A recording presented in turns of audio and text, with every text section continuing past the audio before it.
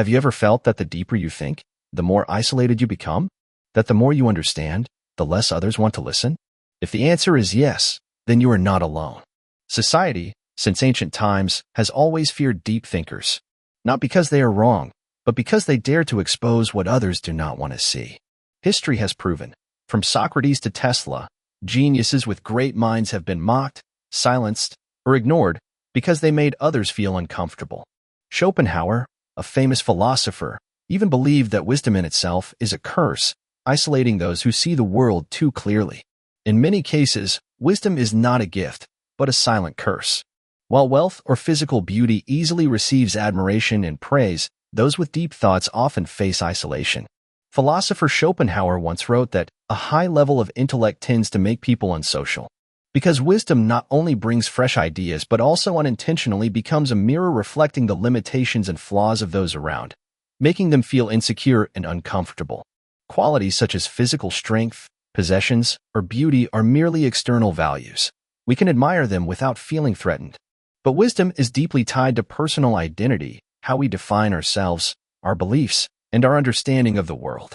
As Socrates once said, an unexamined life is not worth living. When we meet someone who dares to question what we take for granted, it can feel like a direct attack on our ego.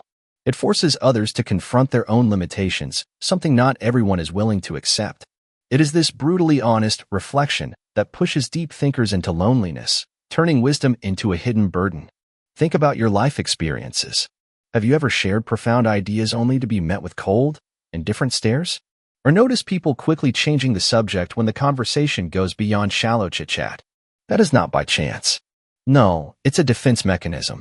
When faced with deep thinking, the human mind activates a self-protective mode.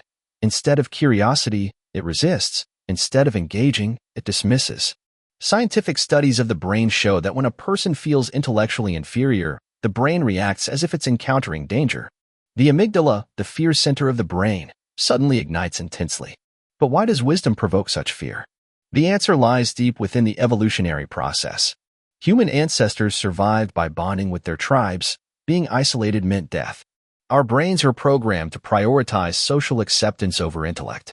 When an intelligent person appears, they unintentionally disrupt that balance. Their presence challenges all norms. The brain activates its defense system, turning wisdom into a survival threat, as if facing an enemy. Social reality also confirms this. Scholars, philosophers, and thinkers, they are often lonely, not by choice, but because society pushes them away. Instead, society favors confidence over intellect. Those who are charismatic, confident, yet think simply are more influential than those who think deeply and speak with caution. Leaders who are widely supported and celebrities who are beloved succeed because they say what people want to hear, not what makes them think. That is the paradox of wisdom. The more one seeks truth, the more one feels lost among the crowd. In the era of digital explosion, social media amplifies the rejection of wisdom. Social media algorithms always prioritize emotionally stimulating content over intellectual depth. Controversial content, even if shallow, spreads rapidly. Meanwhile, profound ideas struggle to go viral. Social media increasingly favors entertainment over enlightenment, making it even harder for deep thinkers to gain wide acceptance. Humans don't just react to intelligence, they also react to how others perceive them in comparison. That's why, when people feel overshadowed, they instinctively try to diminish or exclude others to protect their own status. The Dunning-Kruger effect explains this. Those with low ability often overestimate their intelligence, while those with high intellect often doubt themselves. This creates conflict. Those who know little believe they know much, and thus easily dismiss the insights of deep thinkers. This is why deep thinkers often find sincere conversations in private settings, but struggle to integrate into larger groups. It may sound paradoxical, but the philosopher Schopenhauer once claimed, the more intelligent a person is, the harder it is for them to integrate into society. Why is that? According to Schopenhauer, while most of us live by instinct, seeking pleasure and comfort, the intellectual individual is different. They develop a will to seek the truth, even if that truth leads to pain and isolation. While others find meaning in relationships, entertainment, or daily pleasures, deep thinkers often find those things dull and meaningless. They crave depth, but society favors simplicity. This makes them feel alienated and weary of shallow conversations.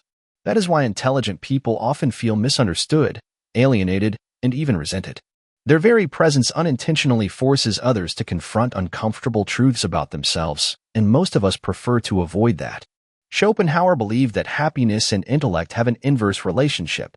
He argued that ignorance, not intelligence, is the true key to happiness. This is also why many deep thinkers throughout history, like Pascal or Kafka, struggled with depression, existential crises, and social isolation. Intelligence brings profound insight, but sometimes that clarity is too sharp to find peace in a world full of superficiality. So, is there a solution for deep thinkers to cope with their isolation?